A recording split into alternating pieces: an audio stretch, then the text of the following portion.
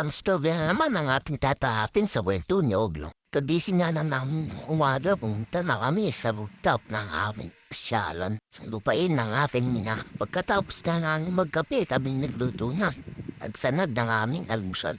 Para makakain na. Ang patahing ulam namin. Adobo, barbecue, kartop, tinugdam siyangay. Katapos niya aming kumain, naliligo na kami. Sobrang init na ng panahon. Isip-isip lang. Enjoy life. Enjoy ko. Ay, marido, naisipan namin ni si sumakay ng bangka. Gawing mananagwan. Tatakot mga siya at di daw nga alam lumangoy. Sabi ko, huwag kang matakot. Nandito ako, yung nakadapay. Sumakay na nga pala siya. Uy, sasakay na din. Para kami makarami. Manguhuli ng kirapya. Arangkada na pagkatanggal ng tali. Tayo pa matanggal. Naarangkada na kami. Katapos namin manghuli. Tilapia.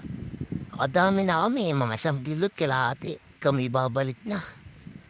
Kambalik namin hirapan pa kami malagwa sa lakas ng alon na aming sinasabayan. Hindi na namin malaman kung saan kami paparoon.